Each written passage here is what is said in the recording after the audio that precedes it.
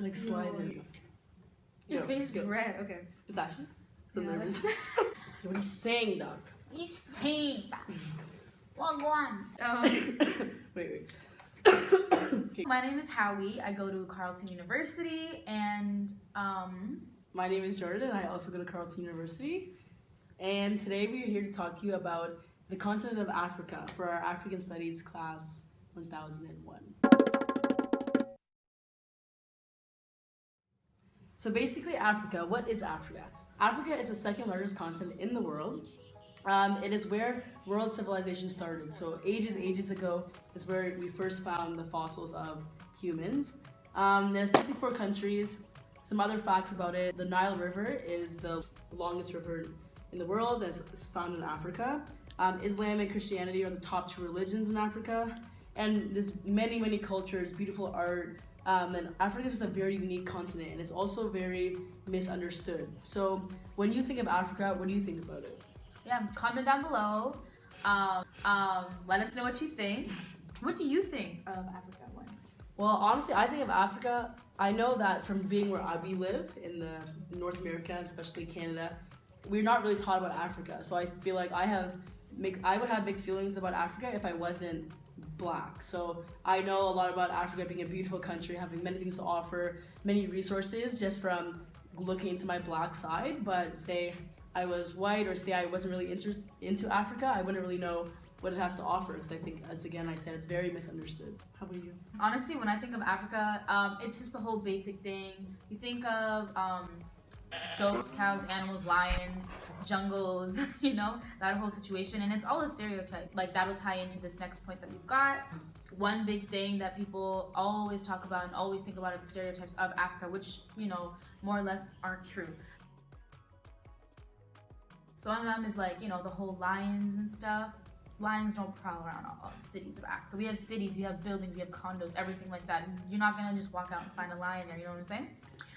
Also, you usually think of starving children because of those commercials. So a lot of people, when I ask them, they're just like, oh my God, like, you guys starve. And I'm like, no. There's no food anywhere. Like, we provide food for you guys. That's the thing. So we have food in plenty. It's just people, you know, love to sort of show a certain side. I mean, there are poor parts. I mean, there are poor parts everywhere. Like, you can walk downtown, you'll see someone on the street, you know what I mean? Another big stereotype that everyone in Africa is sick.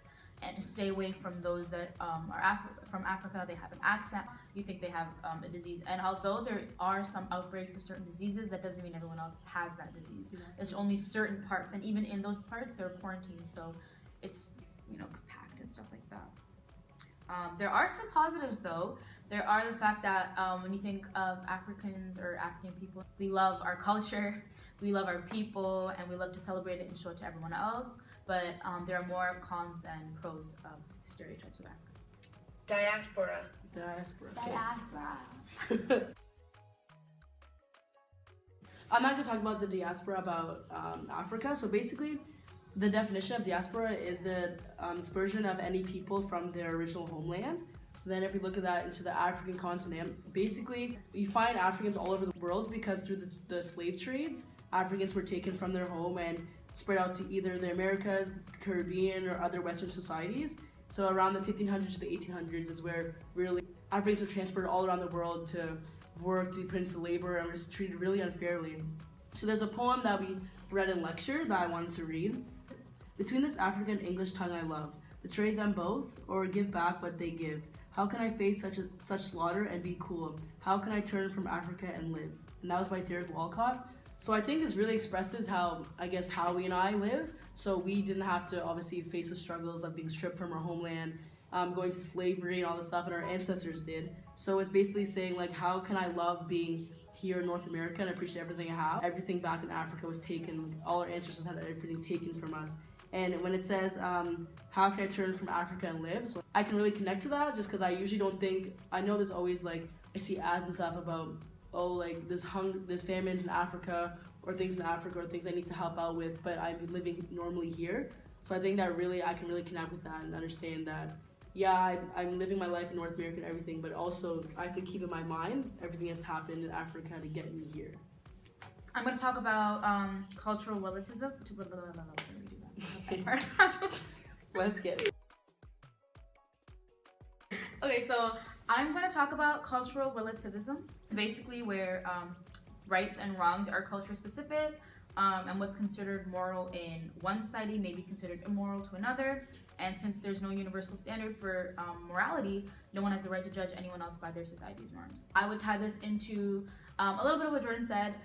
One thing that I always look at is how everyone says, oh, like, when I think of people that I ask where they're from, they say, oh, the Caribbean, I think of the fact that they're lost, they don't know what they're doing, they don't know their culture, they don't know where they're from, they don't know their history.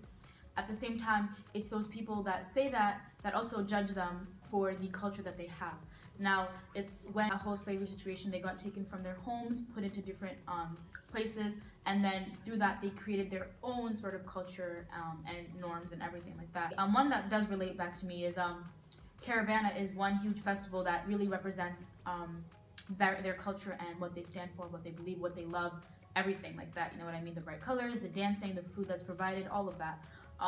And then I relate it back to myself because my parents, although from Africa, saying all of the things that they say, oh, they're lost, oh, they don't know their history and all that, they still judge them for that. So their whole dancing, you know, the way that they show their culture and such. So, for example, the way that they dance would be a lot of moving around, a lot of shaking their bum and all of that. And my parents really, they don't move that way. They don't really like it. So it's like you can't really judge them based on their norms if your norms are different, because it's like you can't see it from their point of view. You can't see it from their perspective. You don't understand what they're going through. You don't understand why they do it. And it just goes both ways in every single, culture. I would like to say that just being in this course has really opened my mind about learning more about my history and ancestors. But me personally, I'm half Jamaican, so I guess I was migrated to Jamaica. So I know my great ancestors are probably from Africa. So me, I really just wanted to learn about really back into my history and not just maybe 2 generations above me. Learning about new different stereotypes I never learned about, or like what Howie was talking about, cultural relativism. So yeah. This also opened my eyes to the matter. At the very beginning of this course, our professor, he asked, what do you think of when you hear the word Africa? And then he asked us to write a short 500-word essay. What I first wrote was that I think of home, I think of beauty, I think of culture, I think of love, I think of family. And back in that essay, I'd said that I took this course so I could learn more about my history, because growing up, my parents always said Ethiopians are the pure race. We were the first ones here.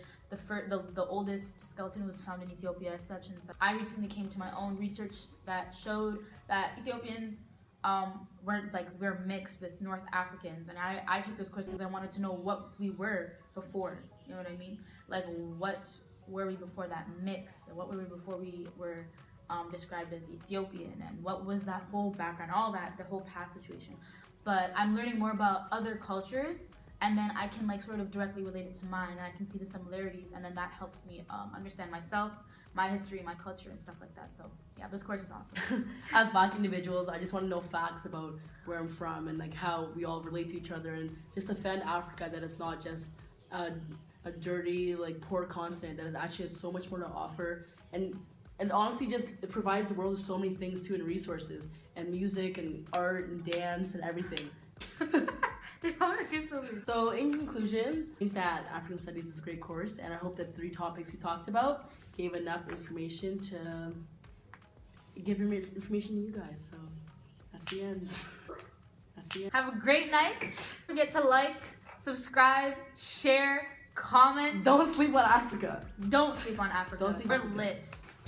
Have you ever been to Afrofest in the 6th? Pull up. Okay?